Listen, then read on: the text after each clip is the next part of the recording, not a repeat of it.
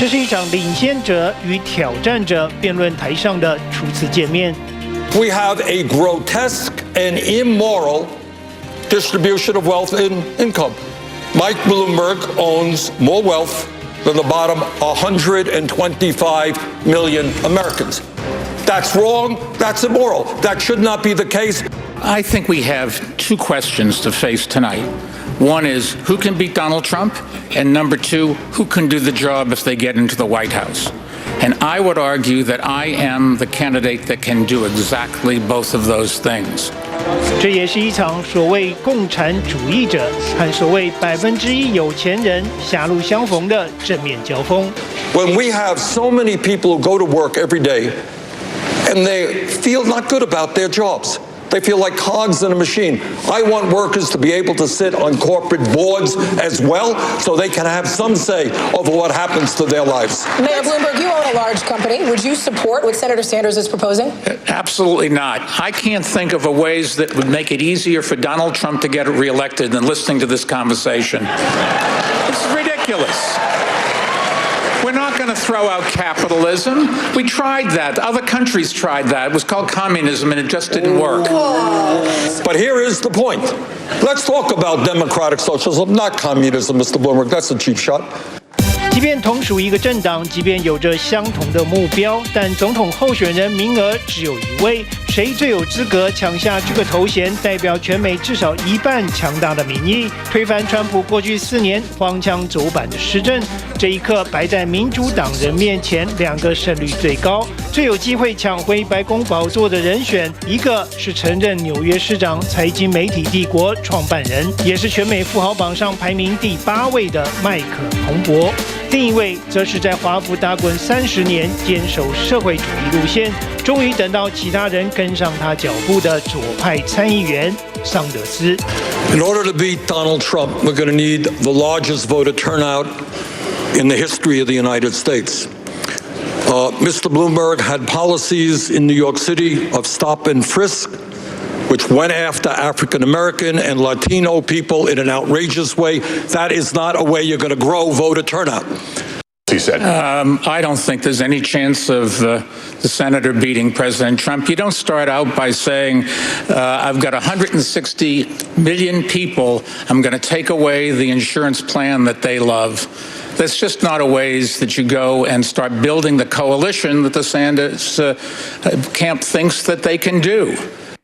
彭博与桑德斯两个除了都痛恨川普，找不到其他相似之处。意识形态南辕北辙的政治人物，现在却也成为民主党初选选战中人气最旺、作对厮杀最激烈的2名参选人。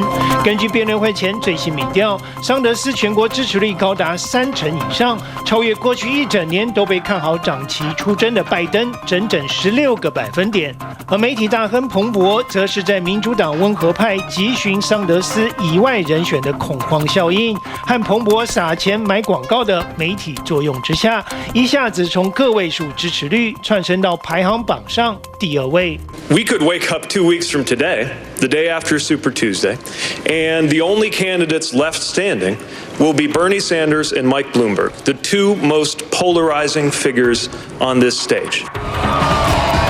如果只能在2个极端选项中挑出一个，那么以当今之势，民主党人恐怕还是倾向于把手中初选这一票投给粉丝口中的伯尼，因为且不论其他，光是吸引年轻人选票这一项，伯尼就完胜麦克。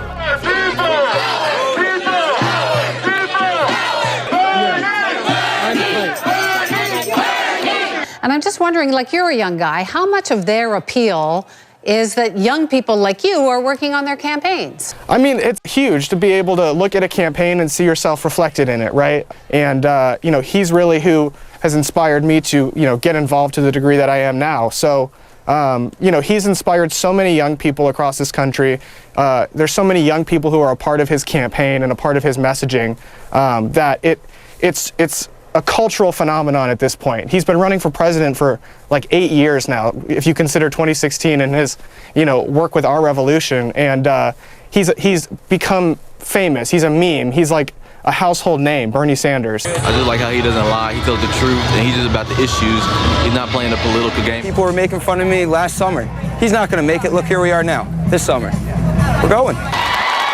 一个年近80政坛老人，竟在美国年轻族群之间享有偶像级崇高地位。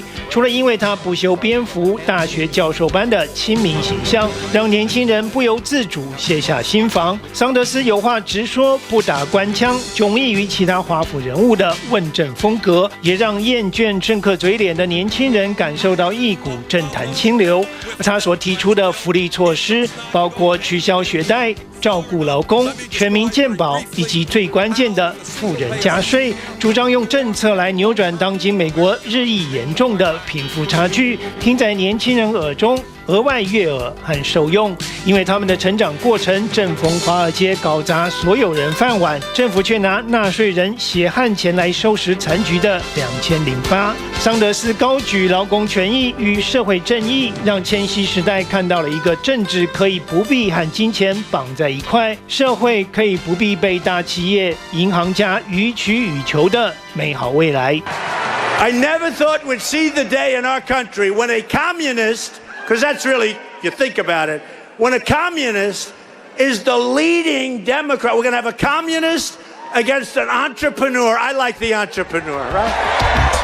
不难想象，在长期接受资本共产二元论漂洗的美国朝野，桑德斯的左倾立场很快就被扣上红帽子。不止川普、共和党人和辩论场上的富豪参选人称呼他为共产主义者，就连民主党内知名测试曾替克林顿和希拉蕊操盘选战的詹姆斯·卡维尔都公开抨击桑德斯，批评他的政见激进于极右派。若由他出马代表民主党和川普对决，无异于自取灭亡。